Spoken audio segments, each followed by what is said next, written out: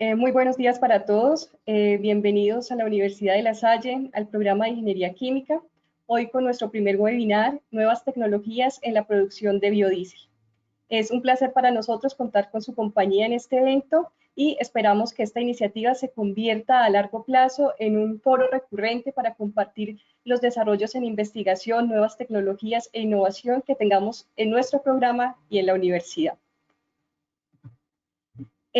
Nuestra primera conferencia el día de hoy estará a cargo del ingeniero Mario Andrés Noriega Valencia. La conferencia se titula Producción de biodiesel en reactor de película descendente. El ingeniero Noriega es ingeniero químico, máster y doctor en ingeniería química. Él recientemente terminó su doctorado, también su postdoctorado en ingeniería química. Ha sido galardonado por sus tesis como tesis meritorias y también ha sido Premio Nacional de Ingeniería Química con su tesis doctoral. El ingeniero Noriega tiene una amplia trayectoria en diseño de procesos, en modelación, en simulación. Tiene múltiples publicaciones nacionales e internacionales. Es profesor asociado de nuestro programa y actualmente es el líder de nuestro semillero de investigación Entropic. Adelante, profesor Noriega, con su presentación. Muchas gracias, profesora.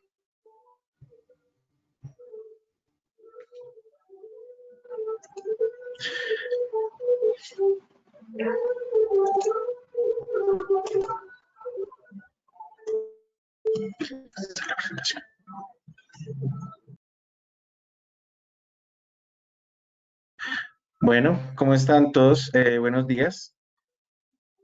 ¿Se ve la presentación? Perfecto, listo. Bueno, entonces voy a presentarles mi ponencia de producción de biodiesel en un reactor de película descendente, incluyendo efectos de transferencia de masa. Estos fueron resultados que se obtuvieron durante el desarrollo de mi tesis de doctorado dirigida por el profesor Pablo César Narváez de la Universidad Nacional. Este es el contenido de la presentación. Originalmente voy a hablar sobre los antecedentes de la producción de biodiesel, cuáles son las dificultades técnicas que se presentan en la producción de biodiesel, etcétera, etcétera. Les voy a comentar un poquitico sobre la metodología empleada para el desarrollo de este trabajo. Luego vamos a hablar de los resultados principales obtenidos durante el desarrollo de este trabajo y vamos a cerrar con unas breves conclusiones. Lo primero que vamos a hablar es sobre el reactor de película descendente, sus ventajas y los retos en la producción de biodiesel en general. Aquí tenemos una gráfica tomada de la Federación Nacional de Biocombustibles donde nos permite ver cuál es la demanda de biodiesel mensual desde enero del 2019. Como pueden ver, el consumo de biodiesel a nivel nacional está alrededor de 50.000 toneladas por mes, y esto es porque nosotros el biodiesel lo usamos dentro de los motores que funcionan en diésel. ¿Qué significa esto? En Colombia usamos mezclas entre el 7% y el 10% entre biodiesel y diésel regular. Esto es una normativa que tiene el gobierno nacional que trata de incentivar el uso de los biocombustibles. Ya vamos a hablar en qué se fomenta esa política en términos generales. Algunos países, por ejemplo, como Estados Unidos y Costa Rica, mezclan 20% de biodiesel en el diésel de consumo regular. ¿Por qué, digamos, el gobierno nacional fomenta la producción de biodiesel, particularmente en el caso colombiano? Por tres razones fundamentales. La primera, para ampliar nuestras reservas de combustibles. En este momento Colombia tiene unas reservas de 6.2 años de hidrocarburos. El empleo de los biocombustibles nos permite aumentar el tiempo de vida de esas reservas. En la medida que consumamos más biocombustibles, digamos que nuestras reservas de combustibles o de petróleo de crudo, pues se van a extender en el tiempo. Esto tiene muchas implicaciones desde el punto de vista geopolítico. Por ejemplo, para Colombia sería desastroso que sus políticas nacionales estuvieran influenciadas por una dependencia, digamos, de los combustibles extranjeros. Entonces, inclusive desde el punto de vista de seguridad nacional, es fundamental que Colombia tenga alternativas y que no dependa 100% de los combustibles fósiles. Otra de las razones más importantes para investigar la producción de biodiesel tiene que ver con la reducción de emisiones de efecto invernadero. ¿Qué es lo que pasa? ¿De dónde viene el biodiesel? El biodiesel viene del aceite vegetal. ¿Y el aceite vegetal de dónde viene? Viene del CO2 que capturó la planta. Entonces el ciclo es más o menos así. La planta captura el CO2, la transforma en aceite. Nosotros transformamos el aceite en biodiesel, luego quemamos el biodiesel y ese biodiesel se transforma en CO2 que luego la planta va a tomar de nuevo, y eso hace que la emisión neta de CO2 sea muy inferior a la del diésel regular, porque el diésel regular tú lo tomas del subsuelo, lo quemas y lo mandas a la atmósfera. Este no, el biodiesel. Tú lo tomas de la atmósfera porque la planta lo está tomando para producir el aceite y luego lo quemas, pero si tú miras el ciclo de vida total de ese CO2, te vas a dar cuenta que la emisión neta de CO2 es muy inferior a la que generaría el diésel regular. Entonces, digamos que tiene un impacto positivo en cuanto a la reducción de las emisiones de efecto invernadero. Y finalmente, pues para producir biodiesel vamos a necesitar aceite. Y para producir aceite, pues vamos a necesitar sembrar muchísimo palma, por ejemplo, en el caso colombiano, y eso hace que fomentemos el empleo en zonas rurales. Listo, la producción de biodiesel, entonces, básicamente la reacción global es la que estamos viendo en la pantalla. Vemos que una molécula de aceite o de triacilglicerol va a reaccionar con 3 moléculas de alcohol para producir una molécula de glicerina y 3 moléculas de alquiléster, que estas moléculas de alquiléster es la que nosotros conocemos como biodiesel. Vean que es una reacción reversible. Sin embargo, esta reacción en realidad no se da en una sola etapa, se da en 3 etapas de reacción. En la primera etapa de reacción tenemos que una molécula de triacilglicerol reacciona con una de alcohol de forma reversible para producir una de diacilglicerol y alquiléster. Luego ese diglicérido reacciona con un alcohol para generar monoglicérido y éster. Luego el monoglicérido reacciona con el alcohol para generar glicerina y éster. Pero entonces veamos que tenemos 3 etapas de reacción que están en serie y que cada una de esas etapas es una reacción reversible. Ahora hablemos un poquitico de las implicaciones del equilibrio de fase en la producción de biodiesel. Cuando nosotros tenemos originalmente el alcohol, que por lo general en el caso colombiano es metanol, y lo vamos a mezclar con el aceite, entonces el metanol va a quedar en la parte de arriba, el aceite va a quedar en la parte de abajo y va a pasar que ellos van a empezar a reaccionar, ¿sí? Cuando empiezan a reaccionar, como se empieza a generar glicerol, entonces el alcohol con el glicerol, como tiene una densidad más alta, va a empezar a precipitarse y como el aceite va a empezar a tener biodiesel, pues entonces él va a empezar a ascender a la parte de arriba por diferencia de densidades. Y en la tercera etapa, entonces lo que vamos a tener es que vamos a tener biodiesel con metanol y en la parte de abajo vamos a tener metanol con glicerol. Entonces noten que un desplazamiento de las fases durante la reacción y también notemos que durante todas las etapas de reacción vamos a tener una coexistencia de 2 fases. Esa coexistencia de 2 fases nos va a generar serias limitaciones de transferencia de masas para esta reacción. Aquí en esta diapositiva lo que ya estamos viendo es cómo son las limitaciones de transferencia de masas para la producción de biodiesel. Entonces vea que en la primera etapa tenemos que el aceite o el triacilglicerol tiene que viajar desde el seno del fluido hacia la interfase, ¿sí? Y el alcohol tiene que viajar desde el seno del fluido hacia la interfase. ¿Por qué? Porque solamente en la interfase es donde va a haber coexistencia de ambas fases y por lo tanto solamente en la interfase es donde vamos a tener una reacción. Entonces vean todo el viaje que tienen que hacer estos componentes. Ellos viajan desde el seno de la fase hasta la interfase. Cuando se encuentran en la interfase, ambos reaccionan, que es nuestra segunda etapa de reacción, y no es una sola reacción, van a ser 3 reacciones en serie que se van a estar dando, ¿sí? Cuando ya se termina la reacción, viene una tercera etapa que es la difusión de los productos, en las cuales, por ejemplo, el glicerol o el éster metílico que se obtuvo tiene que viajar a su respectiva fase, ya sea a su fase alcohólica o a su fase oleosa. Por todos estos transportes y por esa velocidad de reacción es que nosotros tenemos una alta resistencia a la transferencia de masa en la reacción de biodiesel y ese es uno de los elementos que nosotros tratamos de reducir con el empleo de nuestro reactor de película descendente. En esta diapositiva lo que podemos ver es más o menos cómo es el proceso normal de producción de biodiesel de forma tradicional. Entonces, lo primero que llega es el aceite. El aceite por lo general tiene un alto contenido de ácidos grasos y agua.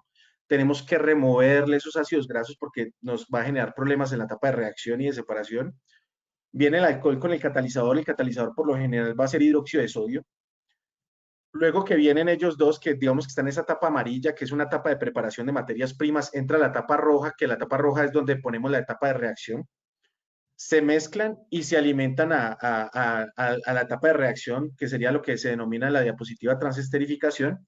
Ahí básicamente nos toca agitarlos, nos toca agitar muchísimo para que precisamente para reducir esa alta resistencia a la transferencia de masa. Después que pasa la etapa de reacción, entonces nos va a quedar el biodiesel y el glicerol y lo dejamos decantar. De esa forma se me va a separar en dos fases y yo puedo separar el biodiesel como producto del glicerol. Ese biodiesel que me quedó todavía tiene un poquitico de catalizador, hidróxido de sodio, como habíamos discutido. Me toca neutralizarlo porque él está activo. Después de que lo neutralizo, ya le puedo llevar una destilación flash donde le va a remover el alcohol que me quedó como exceso en esa reacción. Después ese biodiesel ya lo puedo llevar a una tapa de lavado y después de esa tapa de lavado con agua se hace principalmente, en la cual se usa más o menos 1 litro de agua para producir cada litro de biodiesel. Yo vuelvo a generar una decantación y en esa decantación el biodiesel que me va a quedar en una de las fases, yo ya lo puedo usar normalmente en un vehículo diésel y esa agua que me quedó va a tener, digamos, restos de jabones, restos de sales, y obviamente me toca llevar una planta de tratamiento de aguas residuales para recuperarla. Cabe destacar aquí algo de los tiempos que se lleva, digamos, en un reactor normal. Vean que más o menos para cargar el reactor vamos a necesitar por ahí una media hora, una hora. Luego, la reacción en el reactor por lotes convencional se va a demorar más o menos unas 2 horas. Luego esto me toca esperar 4 horas más o menos para que se me separen las fases dentro del reactor. Después de eso me toca esperar más o menos una hora para remover todos los productos del reactor. Eso me lleva a un total de más o menos unas 8 horas que me consume cada lote de producción de biodiesel, ¿sí? Bueno, entre los principales retos que tiene entonces la producción de biodiesel tenemos, primero, el alto precio del aceite. Podemos hablar que el 79% de los costos finales del biodiesel vienen en el aceite. En la medida que nosotros, por ejemplo, usemos materias de más baja calidad, es decir, con mayor alto contenido de ácidos grasos, pues digamos que el precio del aceite se va a reducir, ¿sí? Pues entonces, uno de los grandes retos de proceso es trabajar la producción de biodiesel con materias primas que tengan altos contenidos de ácidos grasos, que son las más baratas. Otro de los retos es la alta producción de aguas residuales, porque como les comentaba en la parte del lavado del biodiesel, vamos a consumir más o menos 1 litro de agua por cada litro producido de biodiesel. Otro de los retos es que se requiere una muy alta conversión en rendimiento para alcanzar los requerimientos de calidad que demanda la norma colombiana y obviamente la norma internacional. Entonces, para que podamos cumplir con los requisitos de calidad del biodiesel, la conversión tiene que estar súper alta y el rendimiento también. Esto nos obliga a que necesitamos no hacer una sola etapa de reacción. En realidad nos toca hacer 2 etapas de reacción. Es decir, yo hago una etapa reaccionante por lotes y ese biodiesel yo lo llevo a una segunda etapa reaccionante, ¿sí? Entonces, debido, digamos, al límite que nos pone la barrera natural que tiene el equilibrio químico, es necesario que para que alcancemos esas altas conversiones y rendimientos, tengamos por lo menos 2 etapas de reacción en serie. Y finalmente, pues vamos a tener unas altas limitaciones de transferencia de masa debido a la coexistencia de dos fases durante todas las etapas de la reacción y eso nos obliga a una necesidad de mezclado. El mezclado nos lleva a varios problemas. El primero, pues cuando tú mezclas, pues vas a tener un consumo de energía.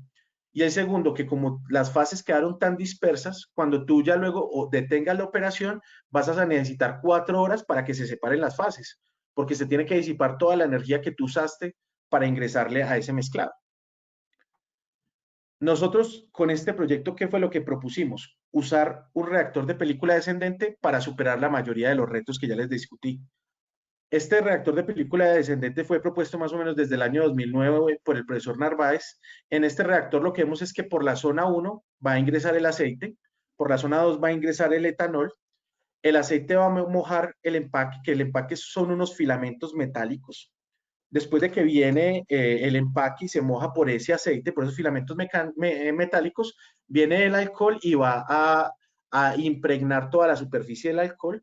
De esa forma se aumenta el área de transferencia de masa entre las dos fases y ya luego él va reaccionando en la medida que va descendiendo, por eso se llama reactor de película descendente, y luego llega un decantador. Cuando llega el decantador, instantáneamente se me separan las dos fases.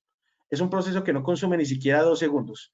Se separan las dos fases, me ahorro toda la decantación de 4 horas y obtengo el glicerol y el biodiesel por el otro lado. Hablando ya en cuanto de la conversión y el rendimiento, el reactor, la primera versión del reactor de película descendente alcanzó una buena conversión y rendimiento, pero digamos que no alcanzaba el estándar de calidad que se requería, digamos, para la norma internacional. Sin embargo, nótese que la productividad, entendida esta como cuántos metros cúbicos por hora puedo producir por cada metro cúbico que yo tenga instalado de reactor, es 4 veces superior a la que se tendría en un proceso por lotes convencional, ¿sí? Entonces estamos diciendo que esta unidad tiene una productividad, la primera unidad que se generó del reactor de película descendente tenía una productividad 4 veces superior a la del proceso por lotes, esto sin tener en cuenta el tiempo de decantación, que no se está sumando en ese valor que se reporta en la tabla. Aquí tenemos una gráfica de más o menos cómo se da la hidrodinámica sobre el empaque. Entonces ahí podemos ver una fotico del empaque. El empaque es el que está en la zona como rayada. La zona que está como más gris es el aceite que está impregnando todos los filamentos. Y luego vemos encima cómo se genera una capa de alcohol impregnando la capa del aceite y podemos ver que la reacción se va a dar sobre toda la interfase que en realidad está cubriendo todos los empaques que están dentro del reactor. Aquí tenemos digamos, una versión más técnica de cómo funciona el reactor ya en el laboratorio. Entonces, por ejemplo, en el tanque 1 y en el tanque 2 vamos a tener almacenados el aceite y el alcohol respectivamente. Ellos los vamos a bombear a la parte de arriba del reactor. Luego, cuando llegan a la parte de arriba, pues se impregnan los filamentos y luego sobre esa capa de aceite que se generó, pues vamos a generar una capa de alcohol o de metóxido más bien. Y luego ellos empiezan a descender juntos sobre los filamentos y el área de transferencia de masa va a ser proporcional al área de empaque que yo tenga instalado, ¿sí? Luego ellos van a llegar a ese tanque de decantación que tenemos ahí denominado como 6 y ahí, como les comentaba, automáticamente en cuestión de segundos se van a separar las dos fases. El biodiesel, por ejemplo, va a quedar en el tanque 8 y el glicerol con el alcohol residual va a quedar en el tanque 9. Aquí en esta diapositiva vemos un ejemplo bueno, vemos el reactor, cómo funcionaba. En rojito vemos cómo está el metanol y cómo está el aceite. Ellos son bombeados con unas bombas peristálticas, pues, digamos, para evitar accidentes. Y en esa parte en amarillo, ahí lo que vemos es el calentador para que los reactivos se calienten, porque esta es una reacción que se debería llevar más o menos a 60 grados centígrados. Ambos reactivos llegan hasta la zona, hasta la cima de la columna y luego empiezan a descender. Esa segunda zona amarilla que vemos ahí está llena de filamentos metálicos. Entonces ahí se empieza a dar la reacción y la reacción se va en la medida que van descendiendo los reactivos. Y finalmente, vean que la separación de fase es automática. Entonces, en la parte de arriba nos quedó biodiesel, pero nos quedó con un poquitico de alcohol residual y en la parte de abajo nos quedó glicerol con alcohol residual. Bueno, de los problemas de investigación que queríamos resolver es cuáles. Primero, ¿es posible hacer un modelo matemático que incluyera todas estas resistencias a la transferencia de masa? Segunda, ¿cuál es el efecto de las diferentes variables de diseño en el rendimiento del reactor? Otra, ¿cuál es el efecto de las variables de operación sobre el diseño o desempeño de este reactor? Y la más importante, ¿cómo podríamos llegar nosotros a mejorar el comportamiento de este reactor de película descendente? Para eso entonces lo que hicimos fue lo siguiente. Lo primero fue planteamos un modelo matemático donde incluíamos todos los fenómenos de transferencia de masa que estaban incluidos en el modelamiento del reactor. Después, basados en ese modelo matemático, diseñamos los experimentos. Nos dimos cuenta que para poder entender ese modelo matemático necesitábamos mirar la influencia de la concentración de catalizador, de la temperatura, de la longitud del reactor, del tiempo de reacción, área interfacial, entendida hasta como la cantidad de empaque dentro del reactor, la relación de metanol-aceite que se le está alimentando al reactor, el flujo de alimento, es decir, el caudal de alimento al reactor, y la configuración, por ejemplo, ¿qué pasa si yo alimento solamente el etanol por arriba, si lo alimento por la mitad, etcétera, etcétera? Después de que fuimos al laboratorio, hicimos todos estos experimentos, hicimos una correlación de parámetros para poder correlacionar los parámetros del modelo matemático que propusimos. Luego hicimos una validación de parámetros. ¿Cómo se hizo la validación? Optimizamos todas estas variables, predijimos unas condiciones óptimas de trabajo por el modelo matemático y luego fuimos al laboratorio y probamos a ver si esa condición sí funcionaba o no funcionaba y efectivamente funcionó. Hicimos unos análisis de sensibilidad, esos análisis de sensibilidad nos permitían mirar, digamos, cómo afecta cada variable al desempeño del reactor y ya después de eso, pues sacamos ciertas recomendaciones de operación y diseño que les voy a discutir a continuación. Entre los principales resultados que se obtuvieron, entonces, por ejemplo, en los punticos vemos, aquí tenemos una gráfica de conversión y rendimiento contra longitud del reactor. Aquí podemos ver en línea continua el modelo matemático y digamos que en circulitos las conversiones experimentales y en cuadritos los rendimientos experimentales. Nótese que la descripción matemática concuerda muy bien con lo que se observó en el laboratorio. Este modelo matemático, véase que también nos permitió ver que las mayores resistencias a la transferencia de masa se están dando en los primeros 10% de longitud del reactor, ¿sí? Nótese en la gráfica B que ahí estamos viendo cómo se comportó esa eficiencia de transferencia, entendiéndose la eficiencia de transferencia del metanol en la interfase con respecto al metanol que había en la fase, digamos, alcohólica. Y nótese que efectivamente donde hay mayores resistencias a la transferencia de masa es al comienzo de la reacción, básicamente al primer 10% de la reacción. Pero nótese también que el modelo matemático logra predecir muy bien estas resistencias a la transferencia de masa y que en general logra predecir muy bien los resultados experimentales. Luego hicimos este análisis de sensibilidad. Aquí lo que estamos cambiando es cómo afecta el empaque, digamos la cantidad de empaque que hay en el reactor y el flujo de alimento al reactor a la conversión y al rendimiento. Y vea que aquí descubrimos nosotros que en la medida que aumentamos la cantidad de empaque que le agregábamos al reactor y en la medida que aumentábamos el flujo al reactor, mejoraba tanto en la conversión como el rendimiento que obteníamos. ¿Esto por qué pasa? Porque cuando aumentamos la cantidad de empaque, estamos aumentando el área interfacial y eso pues fomenta la transferencia de masa y asimismo la velocidad de reacción. Y cuando aumentamos el flujo de alimento al reactor, estamos aumentando la velocidad, de esa forma estamos aumentando el número de Reynolds y de esa forma estamos mejorando el coeficiente de transferencia de masa, mejorando el desempeño del reactor. Aquí estamos viendo esas mismas dos variables, cómo afectaron la eficiencia y cómo ve la productividad y la constante de transferencia de masa.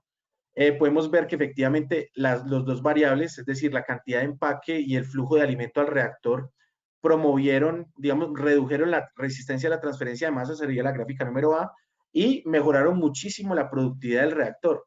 Vean que estamos hablando de que ahorita con todas estas variaciones de transferencia de masa y de velocidad de reactivos, ahora tenemos una productividad que es superior a los 8 metros cúbicos de biodiesel por hora por cada metro cúbico instalado en el reactor. Aquí vemos una gráfica donde comparamos todos los resultados experimentales que obtuvimos contra los resultados calculados por el modelo. Vean que si dan la línea recta en la línea de 45 que tenemos en la mitad, eso reflejaría una correlación perfecta.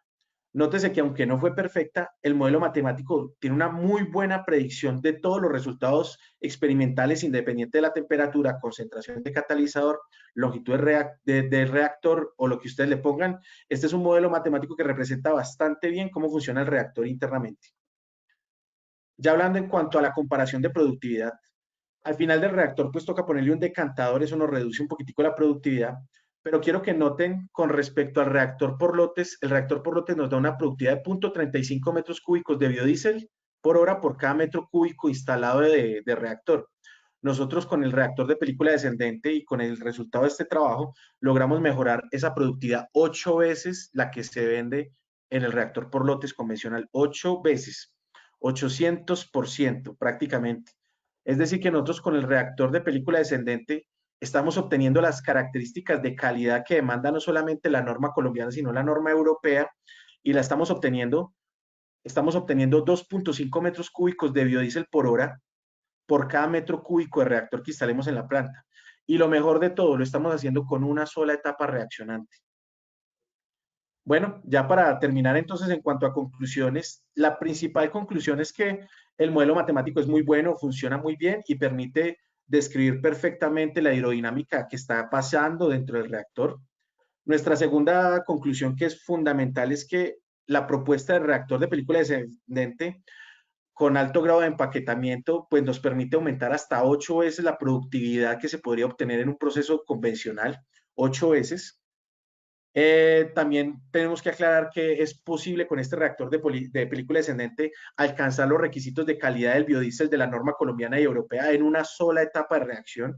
Es decir, ya no necesito hacer 2 etapas en serie, sino solamente con una etapa usando este tipo de reactor ya obtenemos los requerimientos de calidad.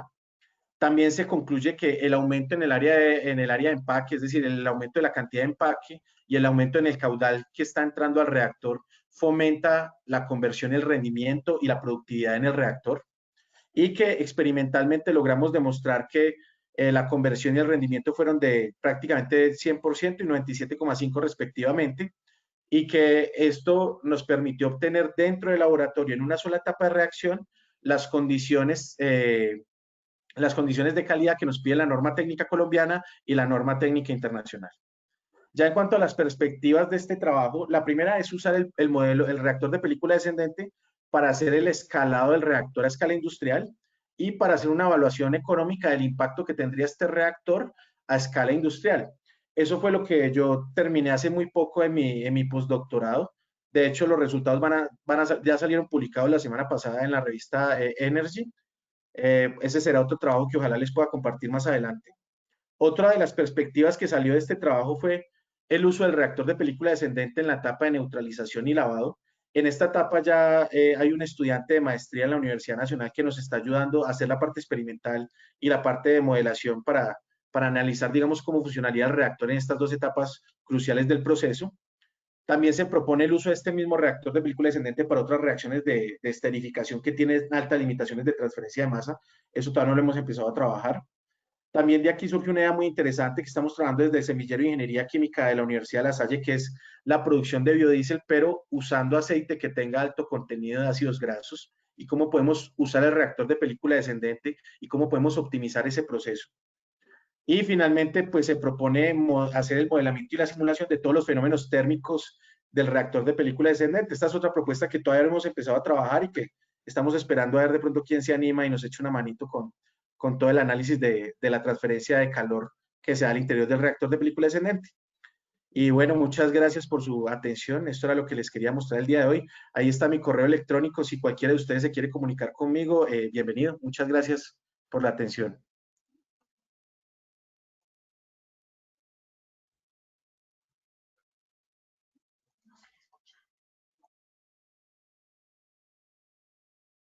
Profesora Ángela, creo que no se le escucha. Disculpe. Muchas gracias al profesor Mario por su conferencia, muy interesante.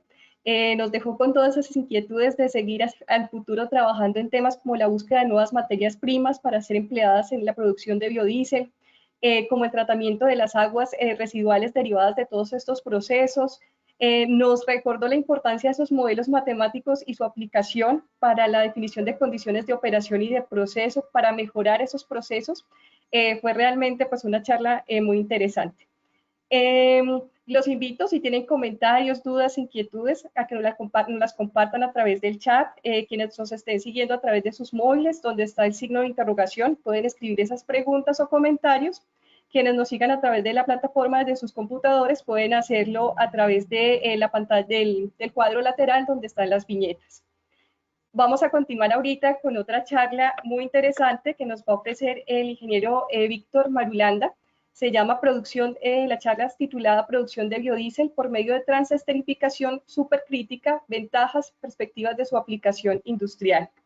El ingeniero Víctor Marulanda es ingeniero químico, él es doctor en ingeniería química, él es profesor asociado también de nuestro programa, lleva ya una amplia trayectoria en investigación acerca de reacciones y separaciones con fluidos supercríticos, lo que se muestra en sus múltiples publicaciones y trabajos científicos, y actualmente en el desarrollo de sus dos patentes, una patente nacional y otra patente internacional, asociadas a la producción o tratamiento a través de fluidos supercríticos. Profesor Víctor, lo dejo con la audiencia para que nos comparta todo ese conocimiento acerca de esta temática.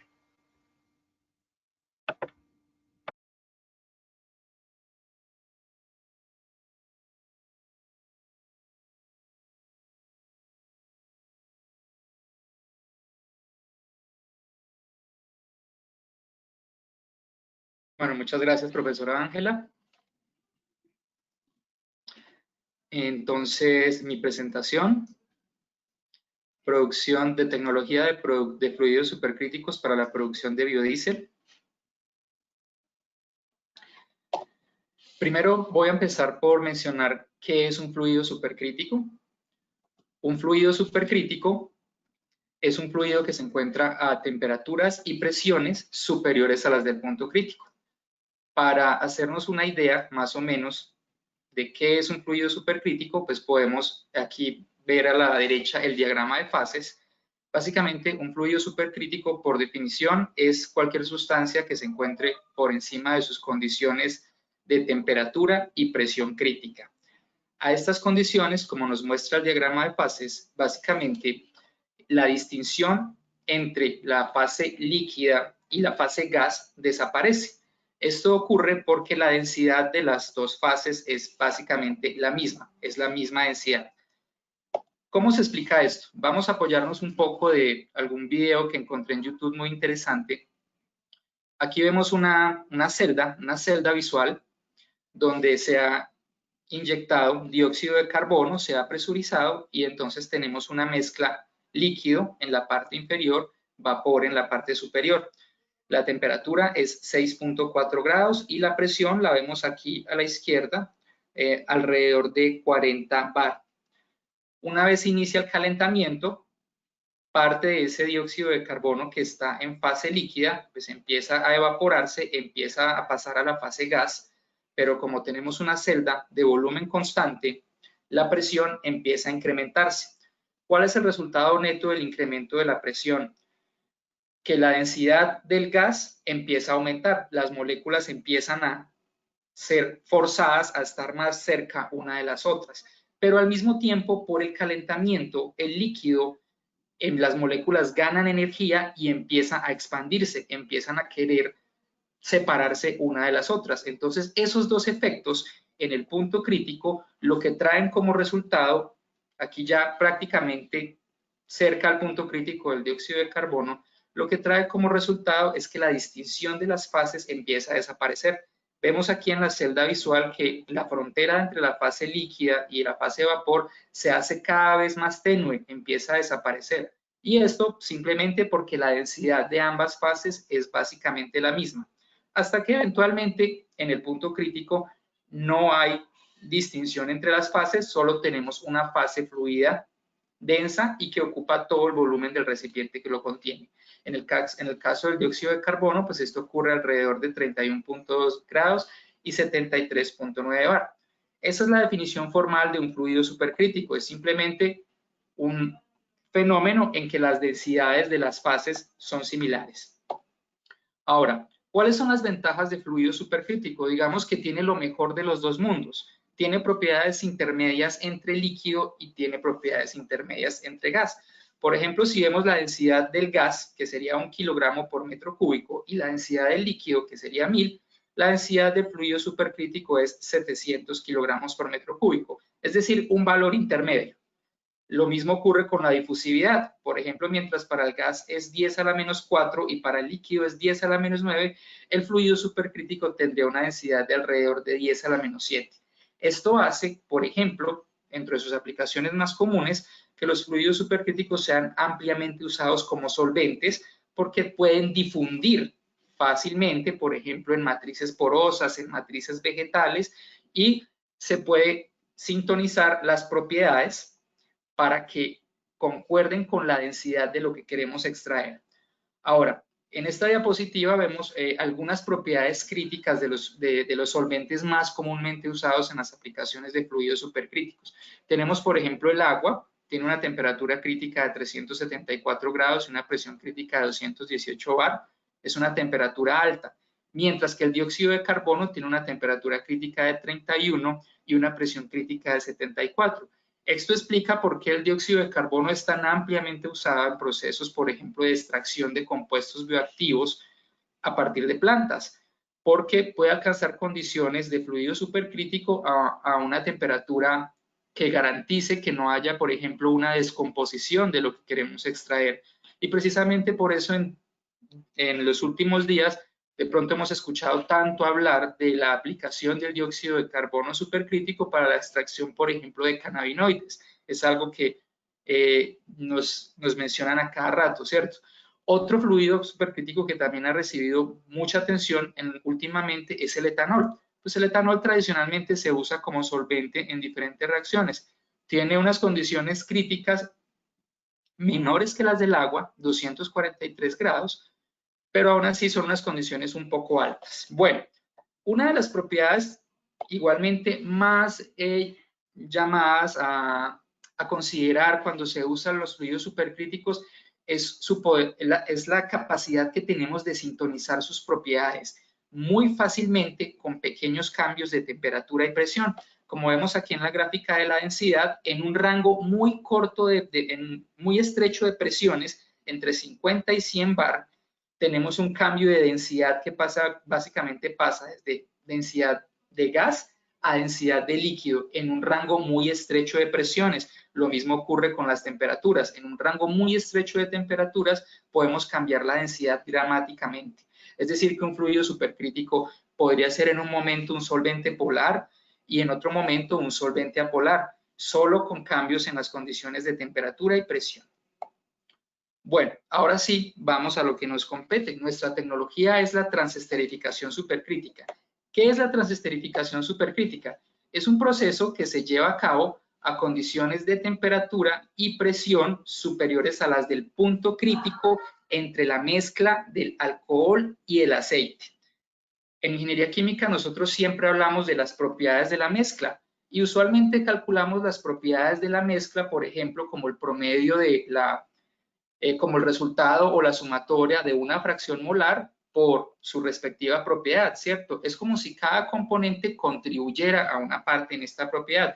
Lo mismo pasa con los fluidos supercríticos. Tenemos una temperatura crítica, por ejemplo, para el aceite, y tenemos otra temperatura crítica para el alcohol, en este caso metanol o etanol. Hay un rango de condiciones, entonces, en que se logra que la densidad del aceite y la densidad del alcohol sea similar y en ese momento las fases se hacen completamente miscibles. Entonces, a diferencia de los procesos convencionales en los que las limitaciones de transferencia de masa, como mencionaba el profesor Mario hace un momento, son las responsables de que necesitemos agitación, largos tiempos de reacción, luego largos tiempos de decantación, desaparecen con la aplicación de los fluidos supercríticos porque tenemos solo una fase fluida densa sin limitaciones de transferencia de masa. En el caso de las reacciones de transesterificación supercrítica, los aceites tienen temperaturas críticas altas y por eso es necesario llevar la reacción a temperaturas entre 300 y 450 grados y presiones alrededor de 3000 psi.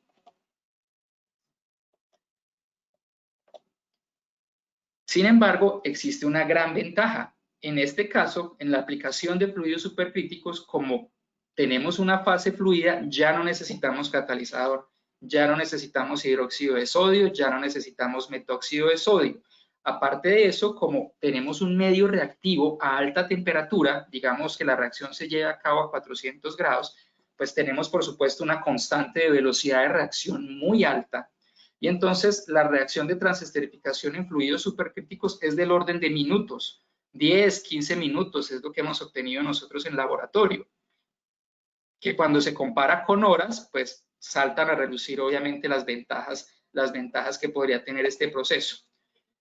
Como no requiere el uso de un catalizador, no existen limitaciones con respecto al uso de materias primas. Como lo mencionó también el profesor Mario en su presentación, uno de los primeros pasos en la producción de biodiesel siempre es remover impurezas, remover ácidos grasos libres, remover humedad. Cuando usamos aceites vegetales vienen otras cosas, lo que se llaman las gomas. Todo eso es un proceso preliminar bastante complejo antes de incluso el mismo proceso. Como aquí no vamos a tener problemas de, por ejemplo, saponificación por la presencia de ácidos grasos libres, pues básicamente esta tecnología puede hacer uso de grasas animales, aceites usados o aceites vegetales sin importar el contenido de ácidos grasos libres. Por supuesto, hay unas limitaciones del proceso y siempre que mostramos esta tecnología en cualquier evento, pues no falta el que nos la haga relucir, entonces por eso vamos a reconocerla aquí inicialmente. Por supuesto que estos procesos requieren equipos de alto costo, son equipos que soportan condiciones de alta presión y temperatura, acero de un espesor muy alto, por ejemplo, y más aún a alta temperatura, la resistencia mecánica de los metales disminuye considerablemente. Entonces, sí, hay un alto costo inicial de inversión, también un alto costo de operación, pero sobre todo en los procesos en los que se usan elevados excesos de alcohol. Entonces, muchos estudios de transesterificación supercrítica se llevan a cabo con relaciones molares entre alcohol y aceite del orden de 42:1, es decir, que yo requiero 42 moles de alcohol por una mol de aceite, cuando la estequiometría, que nos las mostró el profesor Mario, es de 3:1. Ese alto exceso, ¿a qué se debe? Se debe a que entre más alcohol tenga, la temperatura crítica de la mezcla es más baja. Entonces yo puedo tener una temperatura crítica de la mezcla de 250 grados. Si trabajáramos a una temperatura más alta, por ejemplo, a 300, a 350 grados, pues podríamos hacer uso de una menor relación de alcohol, por ejemplo, 10:1, 15:1, que afectaría inmediatamente el costo, ¿cierto? Reduciría el costo dramáticamente. Pero entonces hay muchos detractores de realizar la transesterificación supercrítica a altas temperaturas porque argumentan descomposición térmica, sobre todo de los triglicéridos insaturados, de la trioleína, de la trilinoleína. Entonces, por el doble enlace, que es bastante frágil, por encima de 300 grados empiezan a romperse esas moléculas. Entonces muchos dicen, no, esa tecnología no sirve. Y por último, pues por supuesto esta tecnología, si bien ha sido ampliamente estudiada durante los últimos años, no ha alcanzado aún una etapa industrial. Bueno, aquí les voy a mostrar un ejemplo de cómo se realiza una transesterificación supercrítica muy sencilla. Este fue uno de mis primeros trabajos. A la izquierda tenemos grasa de pollo, chicken fat, ¿cierto? Render chicken fat es lo que se obtiene, por ejemplo, en las industrias de procesamiento de aves. A la derecha tenemos el biodiesel que se produce a partir de esa grasa de pollo. ¿Cómo se hace? Pues simplemente tenemos un tanque, por ejemplo, donde almacenamos la grasa de pollo, otro tanque donde ponemos el alcohol para la reacción de transesterificación, en este caso metanol, los bombeamos separadamente por medio de bombas de alta presión. Estos punticos significa calentamiento, entonces los precalentamos cada uno, digamos, hasta que se encuentran aquí en este punto a la temperatura a la que queremos, a la que se lleve a cabo la reacción, digamos 400 grados, y ahí viene el reactor tubular, pues que simplemente es un serpentín, ¿cierto? Es simplemente un reactor tubular, no hay agitación, no hay empaques, no hay nada, es solamente un tubo. Ahí se lleva a cabo la reacción, luego viene un enfriamiento y una despresurización, y lo que obtenemos, pues entonces, es un biodiesel transparente con una viscosidad mucho menor que el aceite del cual procede inicialmente. Ahora, cuando nosotros estábamos haciendo nuestro estudio, observamos algunas cosas interesantes, al principio extrañas, confusas.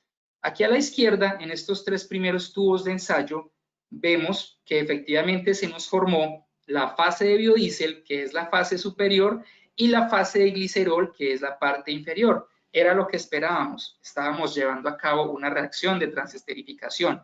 Sin embargo, cuando realizamos corridas a más temperatura y a más tiempo, que son estos tres tubos de ensayo a la derecha, algo extraño pasó. En su momento no supimos qué fue, pero ya no obtuvimos una fase de biodiesel y glicerol, sino que obtuvimos una fase que creíamos que seguía siendo biodiesel y una fase con una densidad menor que el biodiesel, no superior como en el caso del glicerol. Es decir, cambiaron las fases, ¿cierto? En su momento no supimos qué fue lo que pasó, nos pusimos a investigar y por supuesto encontramos qué fue lo que pasó. Ocurrió efectivamente descomposición térmica, pero entonces, y rebatiendo, digamos, a los múltiples detractores que tenía la tecnología de fluidos supercríticos a alta temperatura, en realidad la descomposición térmica era un problema.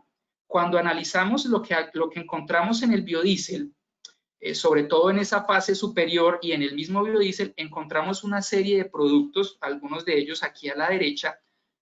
Por ejemplo, algunos de ellos, metilcaprilato, tridecano, tetradecano. Muchos de estos compuestos, por ejemplo, como el tetradecano, como el pentadecano, pues son los mismos compuestos que hacen parte del diésel convencional. Entonces, si bien estaba ocurriendo una descomposición térmica, esa descomposición térmica estaba produciendo cosas que igual seguían siendo combustible. Y no solo eso, muchos de estos compuestos tienen propiedades que podrían mejorar las mismas propiedades del biodiesel. El biodiesel tiene unas limitaciones importantes en cuanto a su uso. Una de ellas es la viscosidad. Es muy viscoso. Se necesitan reductores de viscosidad. Otra es el punto de niebla. Se congela, por ejemplo, a temperaturas tan altas como 5 o 6 grados. Estos compuestos que encontramos aquí podrían ser la solución a muchos de esos problemas.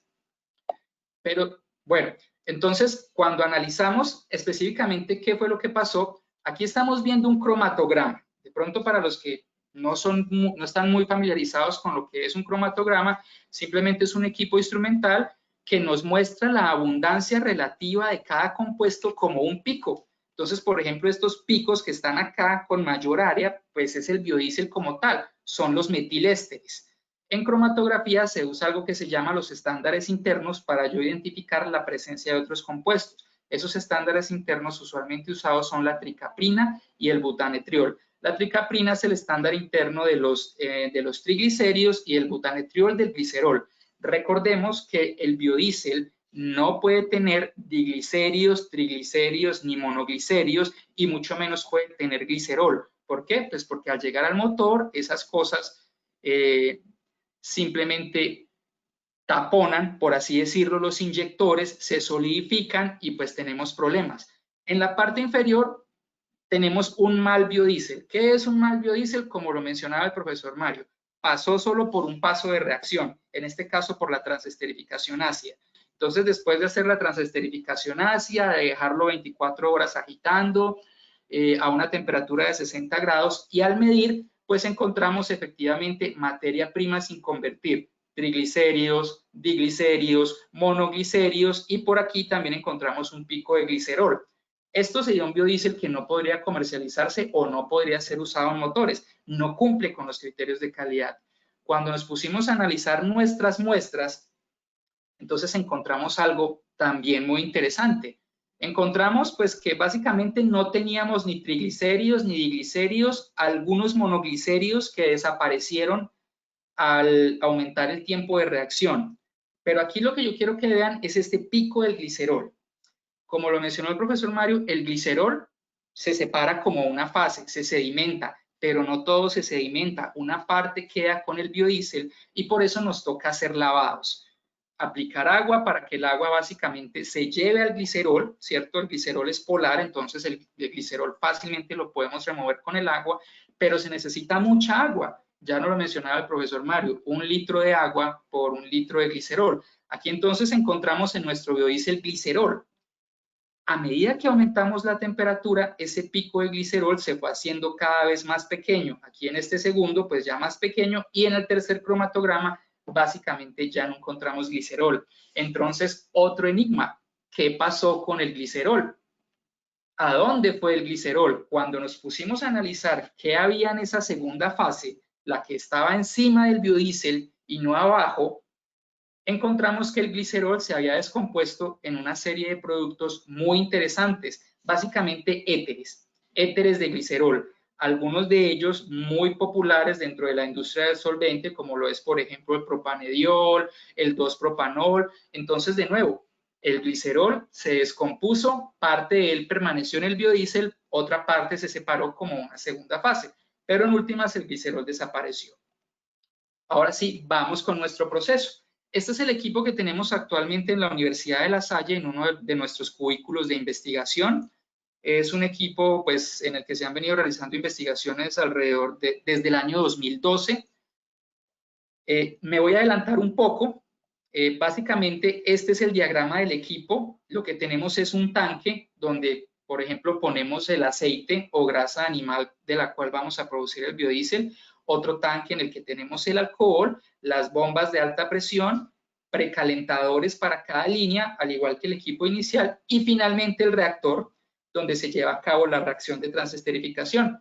Si nos devolvemos acá, pues acá lo que tenemos es este primer cilindro de arriba, es un precalentador, aquí yo caliento ambas corrientes hasta 250 grados, luego otro calentador donde caliento hasta 400 grados. Nosotros hemos investigado temperaturas entre 350 y 450 grados. Es muy difícil calentar en un solo paso, nos toca hacerlo en 2 pasos. Y finalmente en esta parte que están tapando las niñas, pues aquí en este segundo precalentador tenemos el reactor, es un reactor tubular. Aquí tendríamos un intercambiador de calor, básicamente la mezcla de reacción sale a 400 y por medio de agua de enfriamiento bajamos la temperatura pues hasta 25 grados y controlamos la presión de forma manual, que es lo que está haciendo acá esta investigadora. Controlamos la presión de forma manual para mantenerla en el valor que deseamos, en este caso entre 3.000 y 4.000 PSI. Entonces, a partir de estos hallazgos y con las investigaciones que posteriormente realizamos y con lo que encontramos, con la evidencia que reunimos en esos cromatogramas, pues entonces fue que nos fuimos con la aventura, acompañados por supuesto por la Vicerrectoría de Investigación y Transferencia, de patentar el proceso. Y efectivamente en el año 2016, bueno, no fue en el año 2016, en el año 2016 hicimos la solicitud de la patente para el proceso que textualmente se llama Proceso para la producción de biodiesel a partir de etanol en solución acuosa y biomasa mediante transesterificación supercrítica.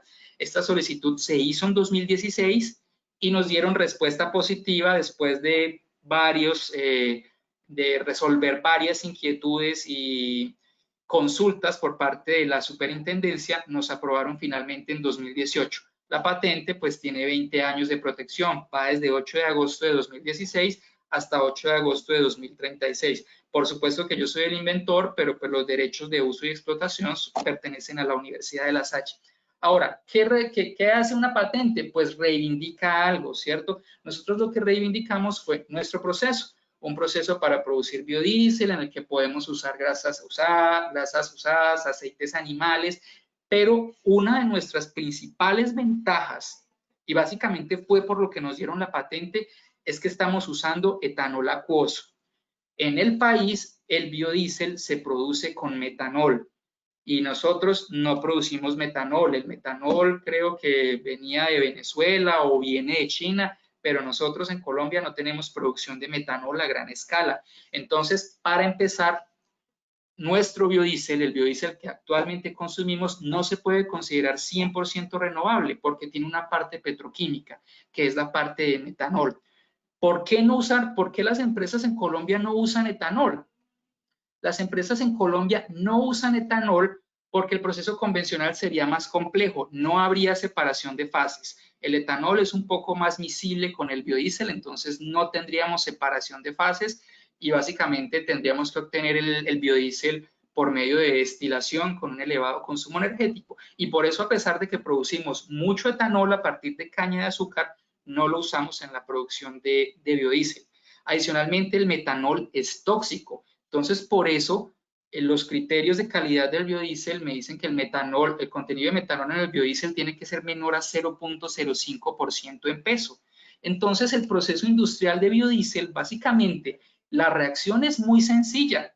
¿Sí? Es un reactor, como lo mencionaba el profesor Mario, por lotes, pues se gasta su tiempo, de allí viene una decantación, pero después de allí viene un tren de separación compuesto por columnas de destilación que tienen como objetivo remover ese metanol. Ahora, ¿por qué tenemos que remover el metanol si estamos usando etanol, por ejemplo, como alcohol carburante? ¿No es el metanol también un combustible? Sí lo es. El problema es que es tóxico, entonces no puede estar en los motores, no puede estar en los exhaustos, ¿cierto?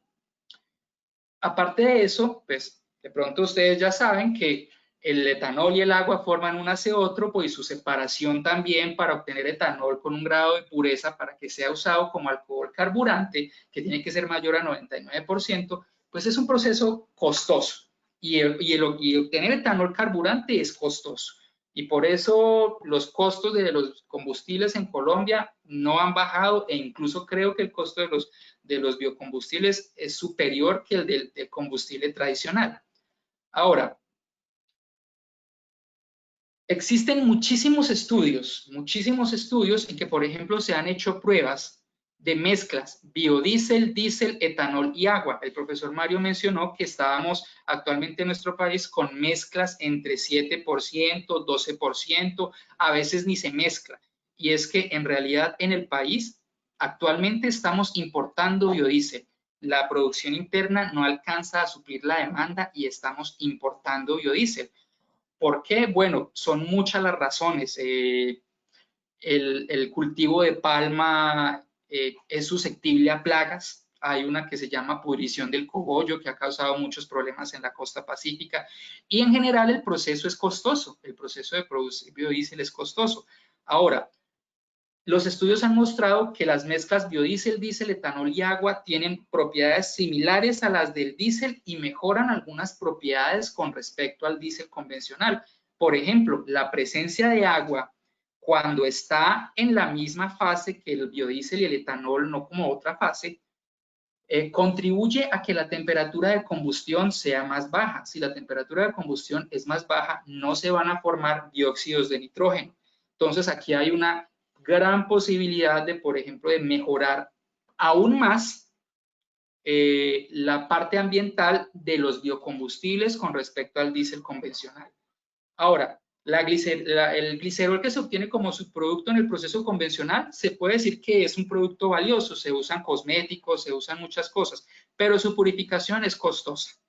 En algunos casos, no sé actualmente cómo esté la situación, pero algunos autores mencionan que básicamente ha llegado a ser en algunos casos un problema incluso de manejo de residuos, porque su purificación también requiere múltiples etapas de destilación. Ahora, las ventajas de nuestro proceso entonces es que obtenemos nuestro producto como una mezcla de biodiesel, etanol, agua, porque estamos usando etanol acuoso, y glicerol. Ese glicerol o se descompone y parte de esos productos quedan, o queda parcialmente en el biocombustible.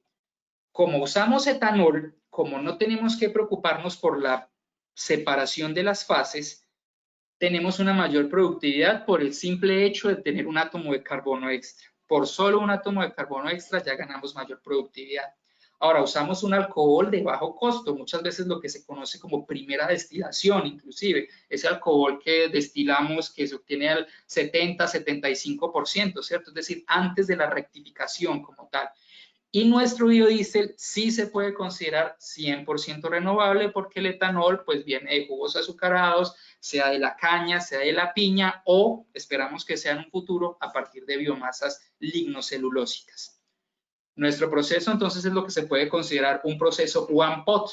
Simplemente ponemos todo en una olla y el producto pues no tenemos que separarlo, no tenemos que decantarlo ni nada de eso. Como no usamos catalizador, no tenemos que usar aguas de lavado para primero neutralizar el metóxido de sodio con ácido sulfúrico y mucho menos luego utilizar aguas de lavado para remover el glicerol. Por tanto, la mayor versatilidad en el uso de materias primas, palma, aceite usado, grasas animales. Y finalmente, pues lo medimos nosotros y también se ha reportado en la literatura, tenemos unas propiedades similares a las del diésel convencional. Finalmente, ¿hacia dónde vamos en la Universidad de La Salle? Bueno, a nosotros nos han aprobado ya un proyecto por parte de la Vicerrectoría de Investigación y Transferencia para la construcción de un prototipo demostrativo. Queremos sacar nuestro equipo del cubículo de investigación donde actualmente está un poco estrecho, por así decirlo, y llevarlo a un espacio mucho más grande donde podamos tener un proyecto demostrativo, donde podamos invitar, por ejemplo, personas de la industria o incluso donde podamos hacer clase. Es algo que siempre hemos querido hacer. Vamos a hacer pruebas en motores diésel.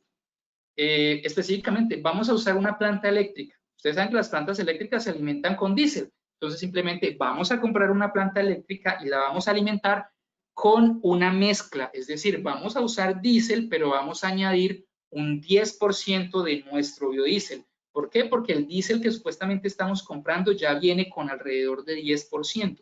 Entonces, estaríamos usando ya un 20%, lo cual podría ser muy beneficioso para el sector industrial del país. Vamos a medir consumos, vamos a medir emisiones, vamos sobre todo a demostrar nuestras reivindicaciones de lo que dijimos en la patente es cierto. A partir de estos estudios, entonces vamos a hacer algunas aproximaciones a los estudios de mercado que nos permitan, por ejemplo, valorizar la tecnología para su eventual licenciamiento. Valorizar la tecnología es que si actualmente en el proceso convencional un galón de biodiesel producido vale 8.000 pesos, nosotros queremos producirlo a 5.000. Y entonces, de acuerdo con ese precio de venta, dependiendo la determinación del comercializador, pues nosotros obtener unas ganancias, ¿cierto? Y de esta forma poder convocar a sectores interesados, por ejemplo, Ecopetrol, las plantas aceiteras, incluso realizar asociaciones con grandes usuarios como Transmilenio, ¿cierto? Y bueno, actualmente nuestra tecnología se encuentra en TRL4. TRL4 es Technology Readiness Level. ¿Qué tan lista está la tecnología? 4 significa que ha terminado la escala de laboratorio, que se ha demostrado que las diferentes etapas del proceso interactúan la una con la otra. Nosotros deseamos ascender hasta TRL6, que es haber demostrado el producto en unas condiciones similares o que emulen las reales. Por eso lo vamos a hacer en un motor diésel. Esto era lo que tenía para contarles de mi presentación. Muchas gracias por su amable atención. Bueno, muchas gracias, profesor Víctor, por esa presentación, por acercarnos un poquito a esa tecnología de los fluidos supercríticos, por mostrarnos como ese campo de aplicación en la industria, en el sector real. Muy interesante el desarrollo que se hizo desde el punto de vista del aprovechamiento del etanol para incrementar esa productividad, para utilizarlo también como alternativa al metanol que se usa convencionalmente en estos procesos. Entonces, pues, una presentación muy enriquecedora también. Muchas gracias. Gracias a todos los asistentes por su participación. Quiero ahorita compartir algunas inquietudes, algunas preguntas que se han formulado a través del chat. En primer lugar, tenemos un saludo del profesor Modesto Barrios Fontalvo, del Departamento de Geotecnia de la Universidad de Cartagena, a quien le agradecemos su presencia, su compañía en este evento. Tenemos una pregunta de Camila Agudelo, nos dice: buenos días, mi pregunta es ¿en qué porcentaje es benéfico para el medio ambiente aplicar estos tratamientos? Voy a leer varias, hay otra relacionada, es una pregunta para el profesor Mario. Le preguntaban Juliana Velandia: quiero saber en qué proceso se podría utilizar el agua que se utiliza en el lavado. Y hay una felicitación para el profesor Mario Stephanie Martínez. Muy buen trabajo, muy buena investigación. Si quieren, iniciamos con esas preguntas y ya continuamos. Listo, profesora. Bueno, en cuanto a la primera pregunta sobre el porcentaje, entre más porcentaje de biodiesel usáramos, pues sería mucho mejor para el medio ambiente. El problema es que por encima del 20% en biodiesel ya nos toca hacer modificaciones en el vehículo. Es decir, ahí vamos a necesitar, por ejemplo, los empaques del vehículo tienen que cambiarse porque ya el biodiesel, digamos que se los va a solubilizar. Entonces, por debajo de 20% en biodiesel, podríamos usarlo en un vehículo regular. Por encima de 20% ya nos toca hacer modificaciones dentro del vehículo, pero aún así, ya con las modificaciones podríamos usar 100% de biodiesel en el vehículo. Ojalá, sería maravilloso poder usar 100% de biodiesel, eso también nos daría mucha independencia energética. En cuanto a la pregunta que hacía Juliana sobre el agua de lavado, la verdad, esa agua de lavado, como tiene alto contenido de sales, glicerol, como mencionó el profesor Víctor, y también un poquitico de biodiesel, lo mejor es llevarla a tratamiento de aguas residuales. De momento, yo creo que la concentración es muy baja como para, digamos, usar esa corriente para aprovecharla en otros procesos, pero igual, pues sería muy interesante estudiarlo y mirar a ver de pronto qué otras aplicaciones le damos. Y bueno, y aprovecho para agradecerle a todos por su asistencia y por acompañarnos en la sesión. Gracias, profe. Ok, profesor Víctor, ¿tiene algún comentario acerca de las ventajas ambientales de su proceso? Bueno, las ventajas ambientales del uso de biodiesel están de sobra demostradas en diferentes estudios de análisis de ciclo de vida. Como lo mencionaba el profesor Mario, efectivamente hay una reducción neta en las emisiones de gases de efecto invernadero. Y si podemos incrementar esa mezcla, vamos a tener incluso mayores reducciones en las emisiones de gases de efecto invernadero. El biodiesel es el biocombustible que más tenemos a la mano en este momento para hacer frente, por ejemplo, como una estrategia, como una alternativa al cambio climático. Efectivamente, algunos detractores de la tecnología dicen que tiene un menor contenido energético y en realidad lo tiene, está en la química de la molécula, no hay que mirar mucho más lejos, pero sí hay unas ventajas competitivas. Ahora, hay otras polémicas con respecto a la producción de biocombustibles que de pronto ustedes han escuchado y hay que resolver. El proceso convencional es contaminante, como lo mencionó el profesor Mario, genera aguas residuales. Los cultivos son susceptibles a plagas. Entonces hay mucho que se puede hacer. Por ejemplo, si lográramos hacer uso de materias primas que pudieran ser cultivadas en tierras que no interfirieran con los cultivos, y se ha hablado en muchos casos, hace algunos años se habló mucho, por ejemplo, de la higuerilla, y a mí me rechazaron un proyecto en Colciencias de producción de biodiesel y el evaluador dijo, está perfectamente demostrado que la extracción de higuerilla no es económicamente rentable. Pues si se hace exprimiéndola, no, ¿cierto? Pero si pudiéramos obtener ese 45% del aceite que tiene la higuerilla y volverla a biodiesel o volverla a otras cosas, pues de pronto tendríamos otras alternativas. Ok, muchas gracias, profesor Víctor. Tenemos también un saludo del profesor Eduardo Sánchez Tuirán, del programa de Ingeniería Química de la Universidad de Cartagena. Los felicita por sus presentaciones. Él dice que tiene unas preguntas para ambos. La primera es si podrían realizar un breve repaso de los desafíos que cada una de las investigaciones están enfrentando en la actualidad. Y la segunda es si podrían decirnos 2 desventajas de las tecnologías que están trabajando. Él agradece también la atención, entonces les doy la palabra para que puedan contestar, profesor. Bueno, primero un gran saludo para todos los que nos están acompañando de la Universidad de Cartagena y de todos lados. Muchas gracias por acompañarnos en este espacio. Esperamos ojalá tenerlos en la Universidad de La Salle de Bogotá. Nos encantaría que nos acompañaran. Ya siendo muy puntual para la respuesta, en cuanto a los principales desafíos, por ejemplo, el reactor de película descendente en este momento, yo creo que el más fuerte es poder trasladar la tecnología. Es lograr convencer al industrial de que la tecnología sirve, que le va a mejorar la rentabilidad de su proceso, de que en realidad va a ser una mejora para la rentabilidad de su proceso y poder lograr que esta tecnología se le pueda trasladar al usuario final. Digamos que tener artículos es muy chévere y toda la cosa, pero lo que en realidad sería maravilloso es ver la tecnología a escala industrial y que ojalá que esa reducción en costos se le trasladara al usuario final. Entonces, para mí, en este momento, el reto más importante es poder convencer al industrial de que el proceso es rentable y convencerlo de que invierta y que lo monte en su planta. Para eso fue que la siguiente etapa de investigación que usamos fue la de escalado y análisis económico, para tratar que con estas variables ya tengamos un argumento más fuerte para llegar a tocar esas puertas. Y en cuanto a las 2 grandes desventajas que tiene la tecnología, la principal es que, como decía el profesor, la TRL de la tecnología todavía no ha alcanzado, digamos, el punto de que hayamos hecho la tecnología a escala industrial.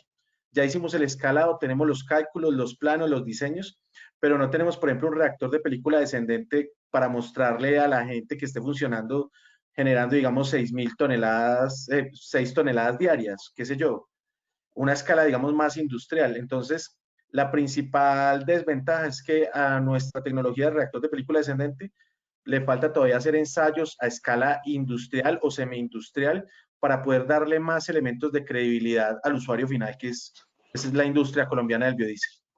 Okay, gracias. Profesor Mariulanda. Muchas gracias. Bueno, por supuesto concuerdo perfectamente con lo que nos menciona el profesor Mario. Al industrial no le podemos hablar de conversión, no le podemos hablar de fase homogénea, no le podemos hablar de fluidos supercríticos. Al industrial básicamente toca venderle el proceso llave en mano.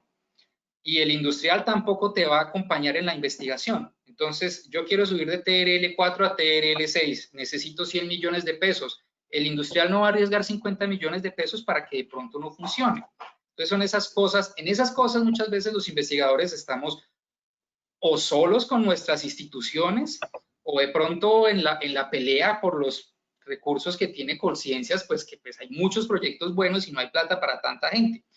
Entonces, precisamente la siguiente etapa de mi investigación es, vamos a tratar de empezar a mostrar que esto sí funciona, porque uniéndolo con la segunda pregunta, una de las principales limitaciones que actualmente encuentra la tecnología es que mucha gente está haciendo estudios a escala de laboratorio, pero hay pocos estudios que hayan tratado como de ir un poco más allá, de evaluar, por ejemplo, indicadores económicos, productividad. Algunas simulaciones se han hecho, simulaciones en Aspen muy bonitas, con unos números espectaculares, pero hasta que el equipo industrial no exista y básicamente hasta que la tecnología no esté en TRL9, que es lista para su comercialización, pues el industrial no va a mostrar un real interés. Entonces ahí es donde de pronto en nuestra cultura sí nos falta, cuando hablo de nuestra cultura, es la cultura investigativa en el país y la relación academia-industria, es que en esa parte de empezar con una idea y llevarla hasta que esté lista hasta su comercialización, estamos muchas veces solos. Entonces vamos más lento, pero igual vamos. Gracias, profesor Vic. Bueno, tenemos también un saludo desde la Universidad de La Salle de México. Nos saluda la profesora Sara Betsabe Morales. Los felicita por sus interesantes investigaciones. Un saludo para ti también, Betsabe. Tenemos una pregunta del sector productivo, el ingeniero Héctor Salazar, para el profesor Mario. Dice, ¿qué pasa con el número de cetano en las mezclas diésel con etanol?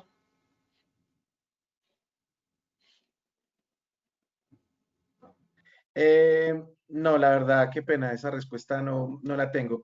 Yo sí creo que, digamos que va a influenciar negativamente el índice de cetano, pero lamentablemente no tengo el valor exacto.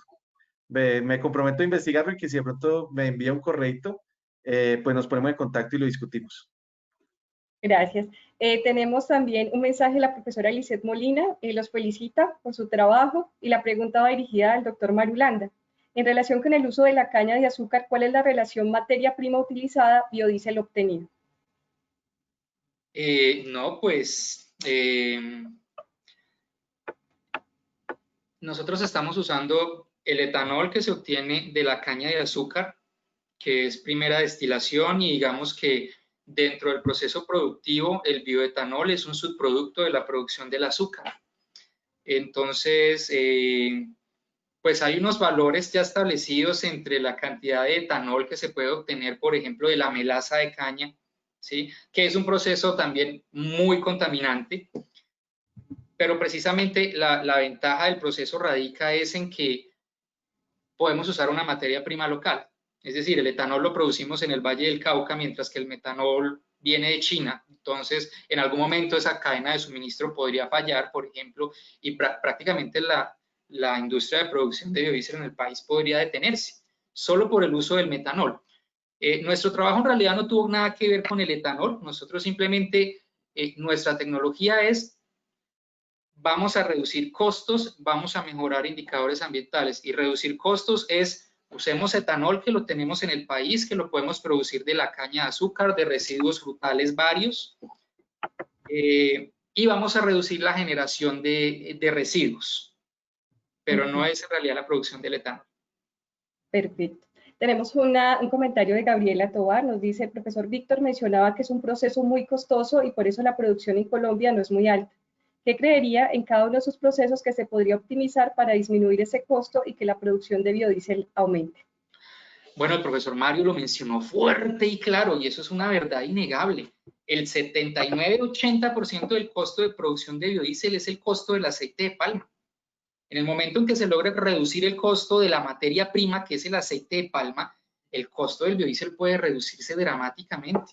Y dramáticamente es, bueno, yo no tengo mucha fe en el uso, por ejemplo, de grasas usadas, ni aceites de cocina usados, porque en el país no existe una infraestructura como para reciclaje de aceites o de grasas animales. Creo que existen algunas empresas que lo están haciendo y se lo están llevando del país, pero eso digamos que es una cantidad insignificante. En el momento en el que logremos reducir el costo de producción del aceite de palma, y eso lo podemos hacer con otros tipos de aceite que, por ejemplo, tengan menores costos de producción. Es que la palma es costosa, el aceite de palma obtenerlo es costoso. Pero, por ejemplo, alternativas, pues ya mencioné la higuerilla, en algún momento también estuvieron mencionando la jatrofa. Son cultivos que, por ejemplo, crecen en zonas que no son aptas para otros cultivos, porque de hecho una de las grandes polémicas de las que también se pegan los detractores del biodiesel es que se está cambiando la producción de alimentos por comida, y eso pues digamos que podría ser cierto. Entonces, costo de producción es básicamente 80% costo del aceite. Si logramos bajar el costo del aceite, pues inmediatamente el costo de producción va a ser muchísimo menor. Gracias. Hasblady Gisette Cuellar los felicita por a los profesores, los proyectos y trabajos son excelentes e interesantes. El profesor Milton Hugo Rodríguez los felicita también, y un aceite que se utilizó en esta tecnología fue el de Jatropa, que es viable para el uso como aceite para la producción de biodiesel, como ya lo mencionaba el profesor Milton. Perdón, el profesor Víctor, y finalmente tenemos una felicitación de Juliana Velandia. Yo quiero pues cerrar este webinar agradeciendo a nuestros dos panelistas, agradeciéndole a ustedes como público que nos acompañaron hasta el final. que nos compartieron sus inquietudes, y esperamos que esta sea la primera experiencia de muchas más que vengan, como les decía al inicio, transfiriendo ese conocimiento, teniendo esos espacios de foro para que podamos discutir, compartir sobre estos temas que mueven la ingeniería química y el desarrollo de nuestro país. Muchas gracias a todos y que tengan una muy buena tarde. Hasta luego. Muchas gracias a todos. Hasta luego. Muy bien.